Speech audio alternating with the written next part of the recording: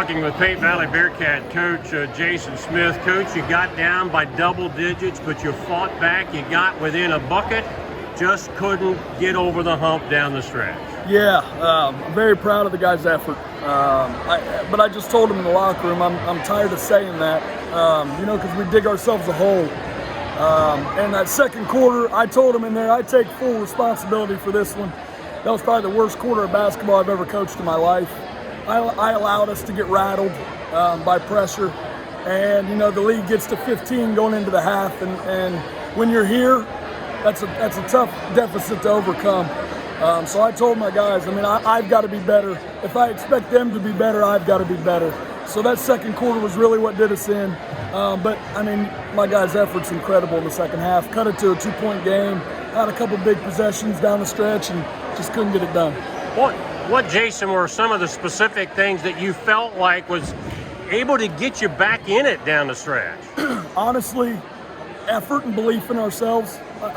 The reason I was so upset in the second quarter is because when I looked out on the court, the guys were looking at me like they didn't believe in themselves. They didn't believe in what we were doing. And so the second half we settled in and we matched the effort with belief. And when we do that, we can be a really good team. And I think the other thing is we didn't allow their pressure to bother us as much. We got the ball where we wanted it to go, and we didn't stand around as much on offense. And when you do that, those are all recipes to score the basketball. One thing, it doesn't surprise me because I saw it last year, and it's come to fruition again this year. You've got some guys that with great length that are very athletic. They can get up and down the floor. When you've got that, you can take up a lot of room in the passing lanes. We do. And we can run different defenses, too, with our length. Tonight, we just didn't feel like we wanted to run anything but man against these guys because they have a couple kids who can really shoot the basketball. Tonight, we used our length to get in passing lanes, but again, it was too late. I thought they used their length and their size in the second quarter, and it kept us out of our offense, and it kept us with the ball around half court. We shot a lot of jumpers that we normally don't shoot. We need to find a way to use our length. We're trying to rediscover ourselves right now without Dylan, and so we're trying to figure out who we are offensively and defensively now, and it's kind of hard to do it when you're playing games. Tomorrow night will be our 6th game in 2 weeks.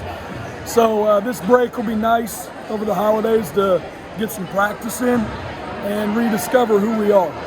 Lastly, you mentioned Dylan McDonald. He went down last weekend with a serious knee injury. He was in uniform but braced up. Obviously, he's not going to be with you for a while. Yeah, he's a tough kid. He's a senior. He's a great kid. Means a lot to us. He wants to give it a go as the season goes on.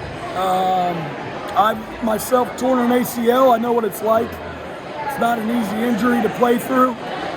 He just might be he might be wired the right way to do it. We'll find out. Hopefully we can get him back. I'd hate to see a kid miss his senior year when it means so much to him. So we'll look at that over the break and we'll see what happens.